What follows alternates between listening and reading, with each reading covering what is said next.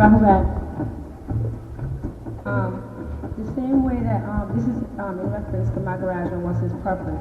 The same way that we have cells or, molecules within our body that have to vibrate at a certain speed in order for us to make that transition. By way of a pattern, like I was speaking about it last night, we have to also vibrate as, brothers and sisters on our own tone. Is that to say that the larger body algorithm that we're in, it needs to get to a higher state also, and it has to evolve, because that's the purpose that we're, making a split for, so we can get to, other dimensions or whatever. So us having our tone be my garage, is this for like a greater purpose? When you say El Kulum, El as the all, it can't be going any place. It can't raise or descend. It can't increase or decrease and be all. It's the definite article that sometimes makes the problem, because we have a tendency in English to say the policeman, the house, instead of house, which would define the whole thing. The house, it cues in on a specific house on a block. So when you take the all, the principle of existence in itself, and you say the cosmos, then that definite article starts to wave the intellect towards the possibility of defining it in space and time. What the problem is, God has always been the God, or Allah, or Eldis, or Hadith, and that definite article is man's way of turning it into a noun. And that noun makes it a person, a place, or thing. And all three of those are definable by time and space. All is. It's not even the all is. It's all is. And all of us are in all. And are all. It can't improve because where would you put it? And you can't add to it because where would you get it from? And that was the teachings of Tahuti, which came the doctrine of Hermes later on in Greece. Go ahead. So is that just to say that we can't overstand it now? Because whether or not you can overstand, you can never overstand all. You'd be a part of all. And as you give up the part of you in all, which is the physical part, the lowest side of us, the desire part that leads to suffering, when we give it up and we become a part of all, of course, as a part of all, then we begin to feel as all, think as all, and be all. While we're in the body, this is what's causing all the conflict, this individuality. And that individuality is called my personality. And when you look at the word personality, just look at the word person, it's a cueing on individualism, which is necessary for religious leaders in order for them to have a hierarchy in individualism and place themselves up on the top. You follow? So they get nearer to God in the sense that you and I, so we're always subject to them, whether it's political leaders, our teachers, the police chief, there's always somebody that keeps us from the realization that we are all. You follow? And that personality part comes in when each of us in all realize where we are in all, and that is the heart of all, the center of all. Because everybody in this room, regardless of where they're sitting, if you remove everything from around them, they'd be in the center of the whole universe, cosmos, everything. When you really think about it, regardless of whether you're sitting to the left of the room, to the right of the room, front or back, you just think and just look around you. You realize that everything is happening around you. So all has placed the realization of us being all, the fact that we're in the center of all of us. At the same time, yet all of us can't be the center. Now how's that possible? Where I stand from here, everything is around me. From here to Africa, to Asia, to Europe, everything is around me. I'm in the center of everything. Correct? And that same thing applies to you. Correct? So it's that personality that makes this differentiation that causes these conflicts. My desire to express my individuality. And that's why they say, well, we gave you freedom of choice, freedom of this, free self-determination. All of those are crap. That's not true. We don't have none of those things. We are all a part of all. When we realize we're all a part of all, then we'll start to appreciate what we are and where we are. And the love will flow from us. Stop looking for it to come at you. You know what I'm saying? Let it flow from you. Be lovable, and love will just flow from you. And everything and everybody who feels it. You follow? And don't think you won't come across forces within it. It'll try to destroy, will try to derail you. That's all part of it. That's their job. And they're a part of all also because balancement is necessary. You know what I'm saying? And they're going to be there, that's their job. Okay? Well, my question is, you said the 70s kids were the warriors. I'm from the 60s. What were we?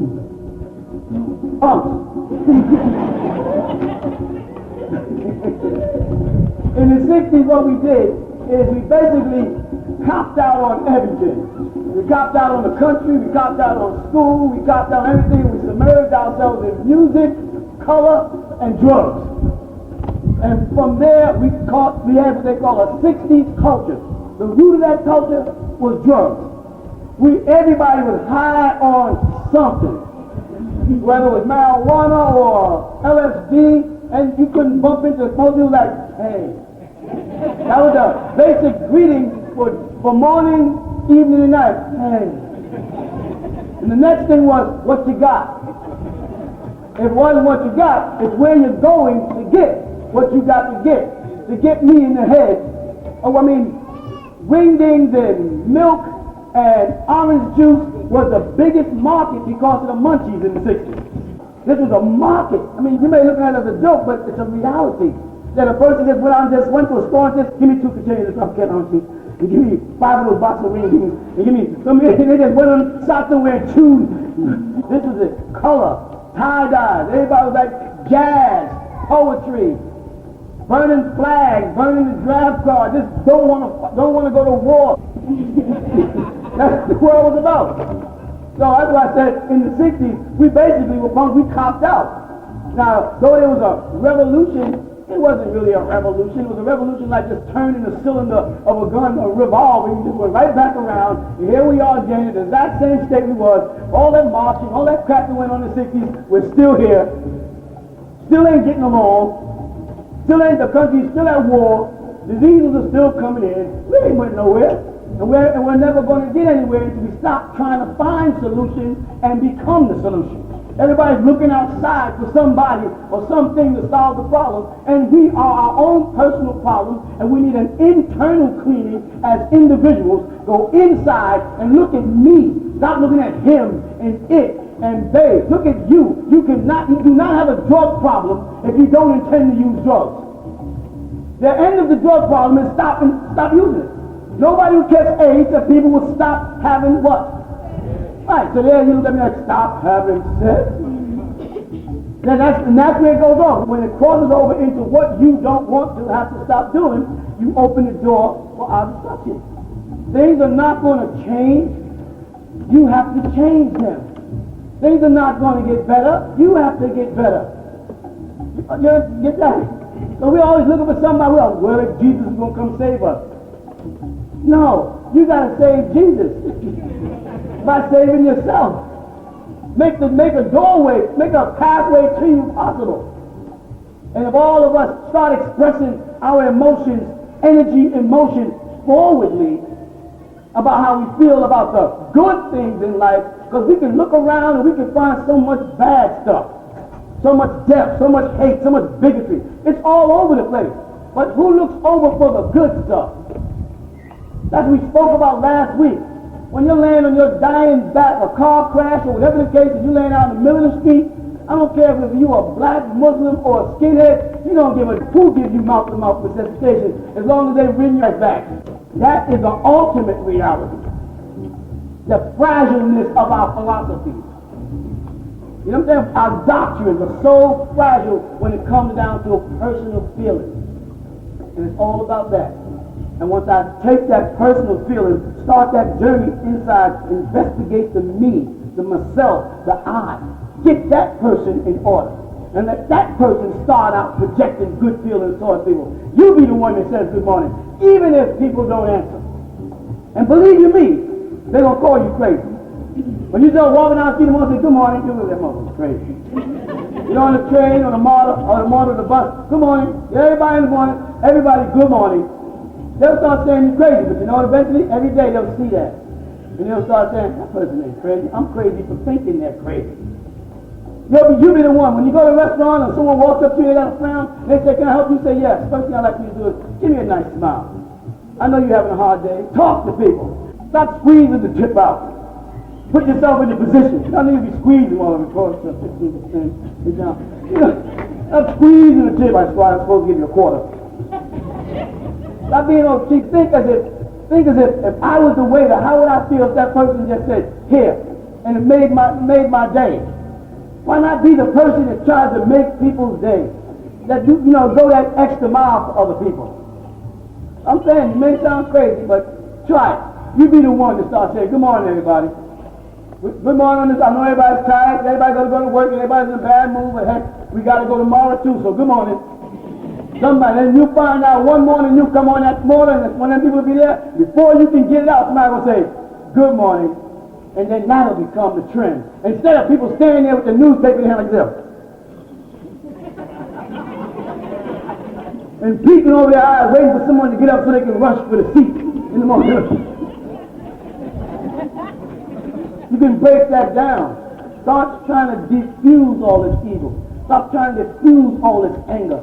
Start being the one that tries to take it apart. Be called crazy, because you're in good country. Jesus was crazy, Mahatma Gandhi was crazy, Moses was crazy, Muhammad was crazy.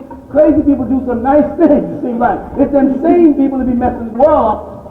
So get in with Mother Teresa, the people who's crazy, because I used to say, Mother Teresa's gone into a leper colony. That's crazy. But she didn't die of leprosy, did she? Now, if I went over there with that attitude, I'd probably contract leprosy.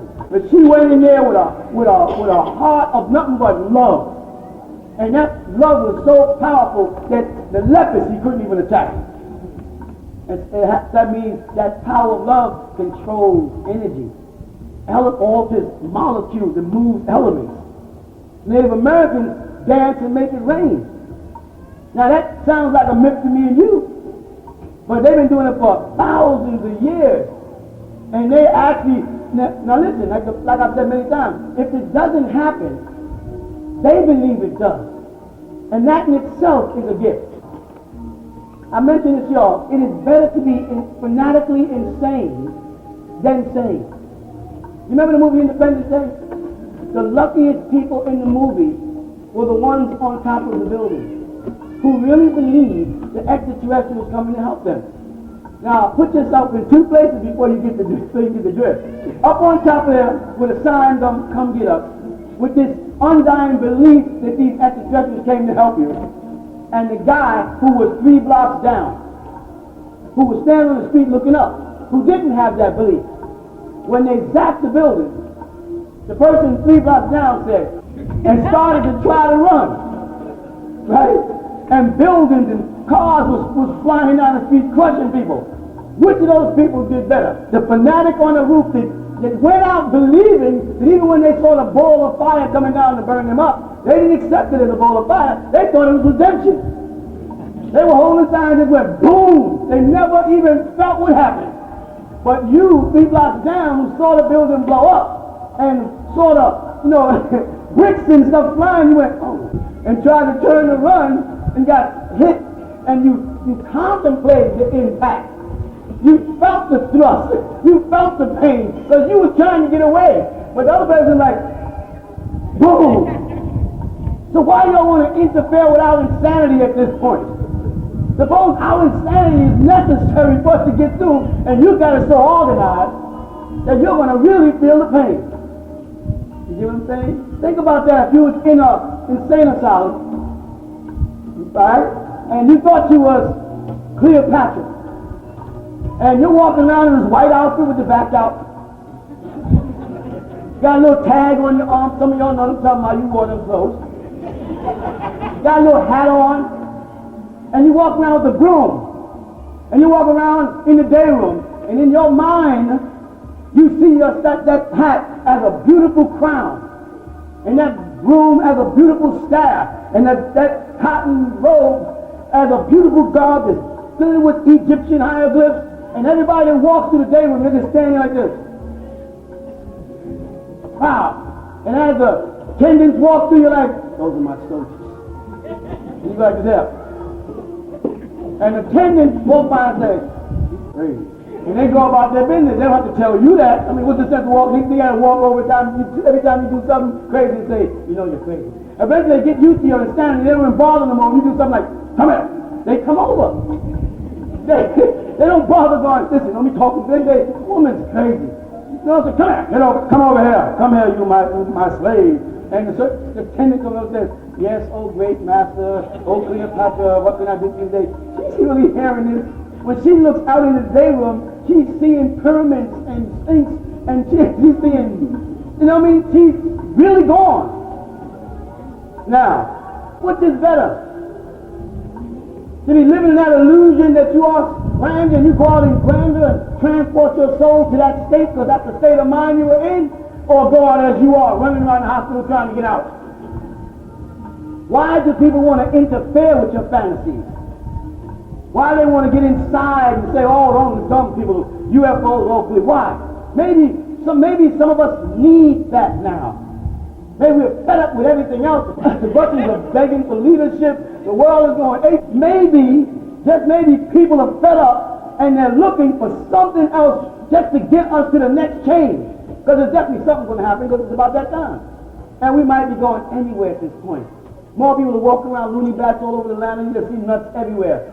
They have just went back to the 60s. Then you're walking out the street talking to themselves and saying, like, don't say that to me no more. And there's nobody standing there. I told you about that. Don't ever do that again. And you walk by and say, this person is crazy. This person here is doing better than you are. This person is insane. You're outsane. It's a big difference. They're in a state of sanity. You're on the outside thinking you're sane.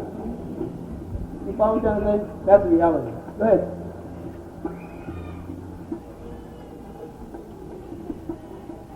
Question. Robert, what happened to make we women lose our roles as leaders or rulers? I'm sorry. What happened, you said we were once in leadership roles, rulership roles. What happened to make us lose those roles? And how do we regain those roles or responsibilities as leaders? Love. When women stop looking at men as mother, but as mate, that's when y'all lost power. When y'all started falling in love with us.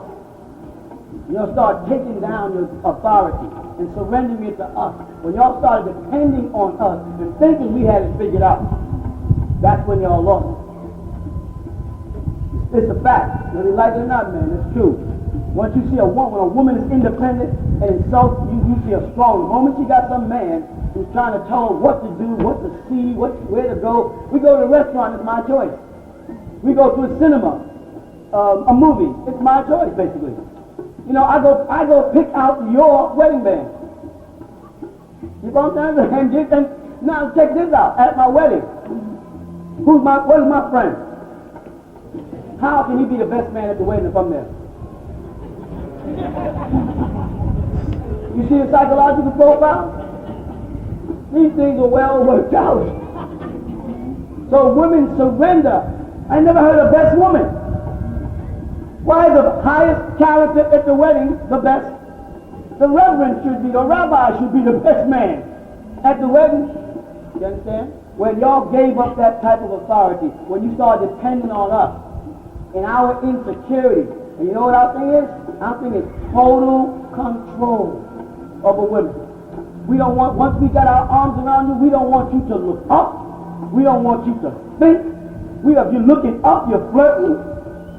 If you talk to somebody else, where does that come from? Insecurity.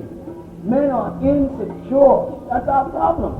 And you have succumbed to that because oftentimes women will play on that for the attention. Sometimes they get to the point where they like the conflict because the conflict is an expression of concern. As we walk through the mall, I say, well, that's why you looking at that guy. They love that stuff. Eventually they start doing it just for you to say that. Because if you walk with your man and you're looking over your shoulder at another guy, he doesn't say nothing, you have another problem. And he says, if he never questions you about anything you ever done, he don't give a about you. If you stand there looking at some guy like this, he walks with some stuff, and you say, I'm looking at that guy, he says, okay, let me know when you're ready. Then you have a problem. Right, brother? Men are possessive.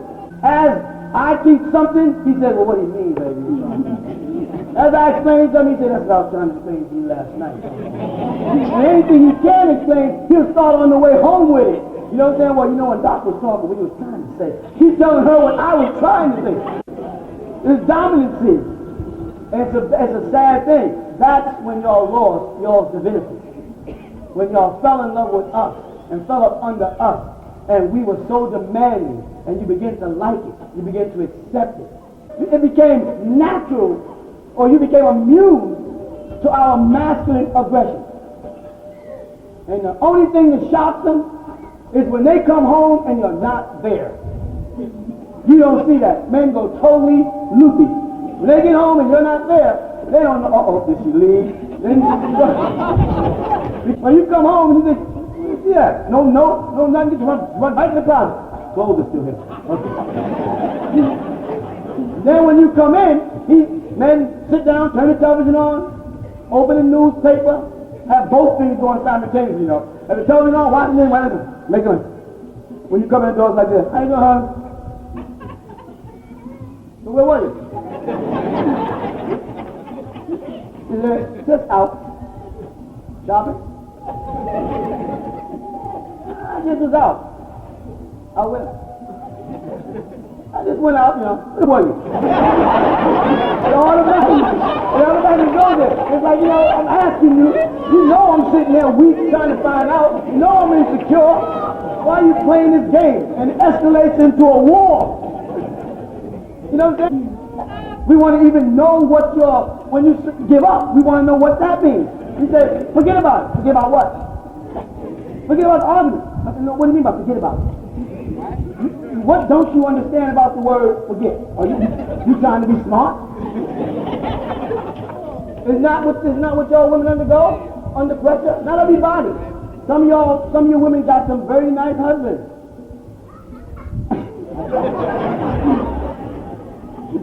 That's crap, and y'all know it. I mean, if the women don't know it, we men know it. That's when y'all lost your divinity. When y'all started falling in love, y'all are the mother.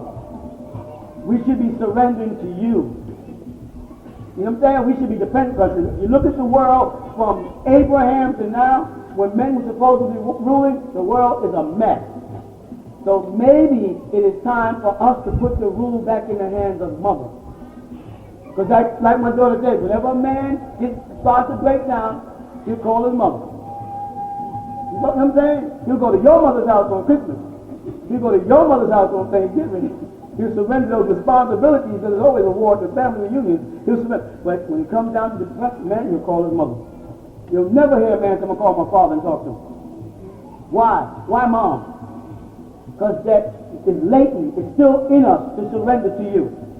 Go ahead. At times when you may feel like a tingling at the top of your head, maybe tingling in the center of your eye. Can you elaborate on that? The first thing I want to say is, why was tingling said differently? Why did you start by saying, sometimes it feels like tingling? See, you were hoping, in a sense, that I'd give you this, you know, esoteric, this spooky. You want me to pep you up. So you started off by prepping me by saying, sometimes you get this. And I'm over here going with you like, instead of take 2 bare aspirin and everything will be all right. It could be, as a person who's not an MD, a tingling in your head could be anything. I mess around and play mystical leader and give you the wrong thing. One of my favorite actors died because of that, Peter Sellers. You know Peter Sellers in the Pink Panther? He died because he had a simple operation with the gallstones that could be removed, and he went to South America to these mystical healers, and they told him that they had, you know, that thing where they palm the flesh of an animal in their hand, they make like they're going in and pulling the blood out with no wound, and they rub it. Well, that's a game. And he went back to England thinking that he was healed and died.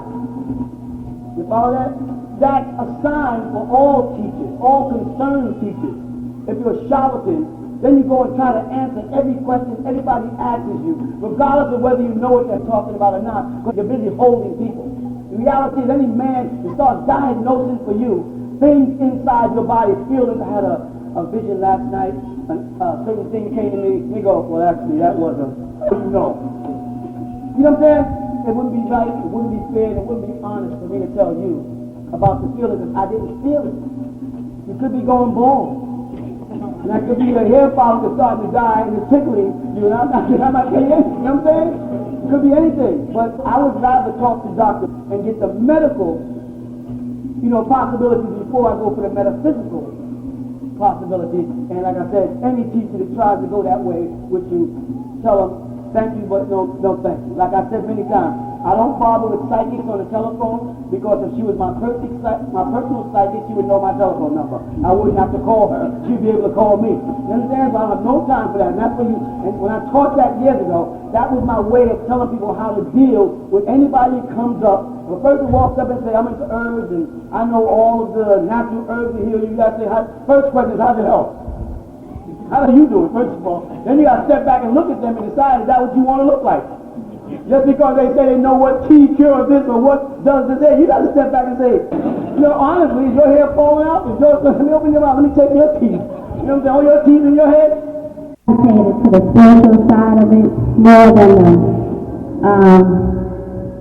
I would say the doctor side of it. And I've met sisters that have also been like that since they've been reading. I want to know if you can relate and if there's a reason why that we gravitate, or I should say I gravitate more towards the spiritual side of it than the doctor side. We also find gathering every second Wednesday, people come from across the country down here for fellowship, to OM on Thursday, to movies and fun on Friday, to Jerry Springer and a party on Saturday, and we find out we split into two groups mainly. Was you here Thursday when we were aligning people? For the spiritual, a lot of people are starting to come more there than for Friday. And I was surprised to see, so when I come out here, like this time we up on the drum with the keyboard giving people their body tone for the realignment. For those who were there. How many people were there? Oh, so you know what I'm talking about. And I was basically looking at the people, seeing the different people that are coming for that spiritual thing, as opposed to the ones who only come. How many? Look at it there. Many people come after 3 o'clock on Sunday, after the affirmation, ready for the class, for the party, the laughter, the joking, the interaction with me on this level. But they don't come out here for that solid moment. That meditation, they don't want that. And you got to realize that. And realize that there are two in the field. One shall be taken and one shall be left behind. And those spiritual people are gravitating now. And I'm amazed at how many of them, because I was totally shocked to see. And some of the people, when I look from the stage and I'm talking, and I'm looking at the people, I'm like, you? I never even thought you had it in you. That's really, I see them, I saw them at the party dancing around like a buffoon. And then I'll see, when it comes down to, they're here in their full attire and ready for the spiritual. I'm like, I never thought that you would be here. In my mind, that's what I'm doing. And I'm amazed at how many people come for the party and don't come for Jerry Springer. We have almost 1,000 people out here for Jerry Springer. And then Thursday, it's less.